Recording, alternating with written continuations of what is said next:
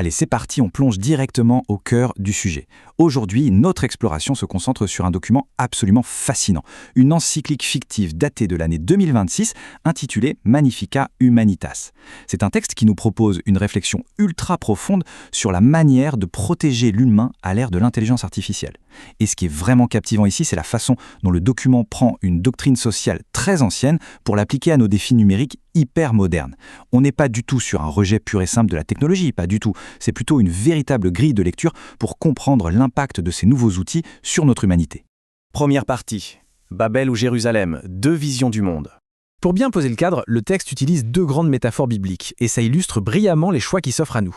D'un côté, on a la tour de Babel. Ça représente l'approche descendante, le monopole technologique, la quête d'uniformité absolue poussée par l'orgueil, et qui finit, spoiler, par la désolation. En contraste total, de l'autre côté, on a la reconstruction des murs de Jérusalem par Néhémie. Là, on parle d'un modèle de responsabilité partagée, où chaque famille reconstruit sa partie du mur. C'est une démarche ancrée dans la communauté, l'écoute mutuelle, et surtout le respect de la dignité. Cette citation résume vraiment tout l'esprit du document. En fait, la source le dit très bien, la technologie n'est absolument pas considérée comme mauvaise en soi. C'est le fruit de l'ingéniosité humaine après tout. Mais attention, son application n'est jamais neutre. Elle doit être intentionnellement orientée pour servir une société centrée sur l'humain.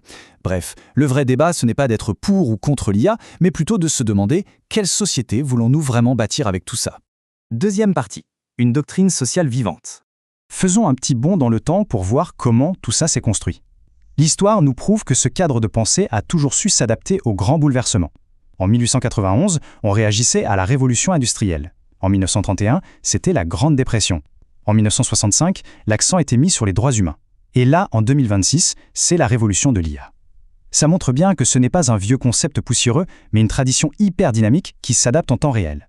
Et c'est une précision vitale. C'est littéralement un corpus vivant. Les principes qui ont été pensés pour protéger les travailleurs, à l'époque des usines, sont aujourd'hui traduits et appliqués directement à la réalité de nos algorithmes et de nos bases de données. L'objectif final reste exactement le même, protéger l'humain dans un monde qui tourne à toute vitesse. Troisième partie. La dignité humaine infinie. Le document lance ici un avertissement assez fort contre certaines idéologies modernes. Dans un monde obsédé par la tech, la tentation est énorme de juger la valeur de quelqu'un sur sa seule efficacité, sa productivité ou son utilité sur les réseaux. Mais le texte tape du poing sur la table, la dignité, ça ne se gagne pas à coups de clics ou de rangement, c'est inconditionnel. Réduire un être humain à ses seules données, c'est une erreur fondamentale. Quatrième partie, les principes pour l'ère numérique. Donc, le point crucial à retenir, c'est que ces 5 principes agissent comme une véritable boîte à outils morale.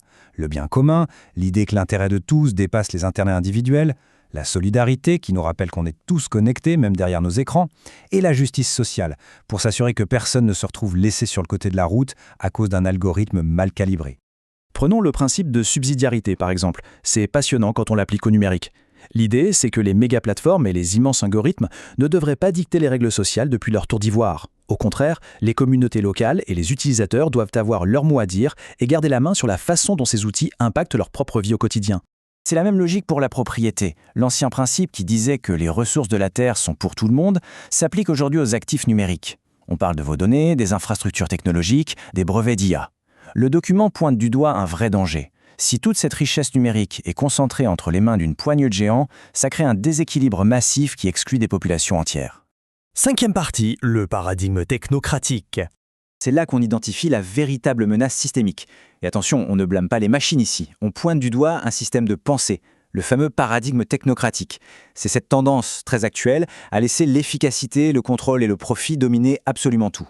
Le texte explique de façon très neutre que ce système transforme l'humain en simple rouage, dont la seule valeur serait de faire tourner la grande machine économique. Et ce qui amplifie ce phénomène, c'est un fait inédit dans l'histoire. Aujourd'hui, l'infrastructure numérique n'est plus vraiment entre les mains des États. Elle est détenue par d'immenses monopoles privés transnationaux. Ce sont eux qui façonnent notre discours public et notre quotidien.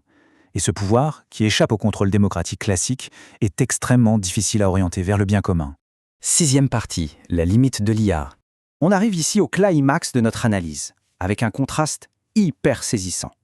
D'un côté, on a l'intelligence humaine. Elle vit, elle a un corps, elle ressent la douleur, la joie, elle a une conscience morale. Et de l'autre côté, l'intelligence artificielle. Aussi bluffante soit-elle, ça reste de l'adaptation statistique. Ça brasse des données à la vitesse de l'éclair, ça simule très bien l'empathie, mais ça ne ressent strictement rien.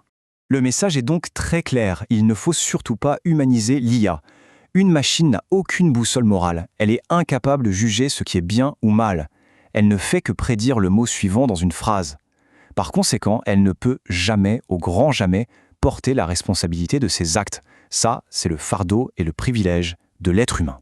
Pour reprendre une phrase qui fait vraiment réfléchir, plus puissant ne signifie pas nécessairement meilleur.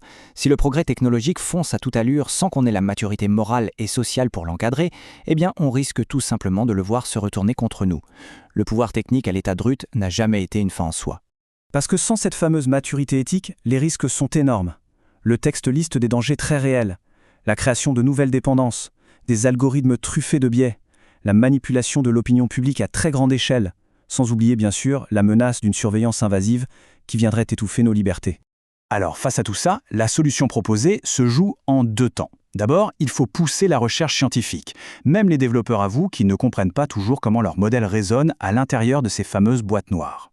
Et en parallèle, il faut absolument exercer un discernement moral hyper rigoureux pour encadrer ces technologies. Ce qui nous ramène exactement à notre point de départ. Le vrai succès de notre époque, ce n'est pas la puissance de calcul de nos serveurs.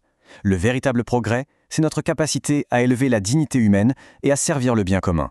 C'est, pour reprendre notre métaphore du début, reconstruire Jérusalem tous ensemble.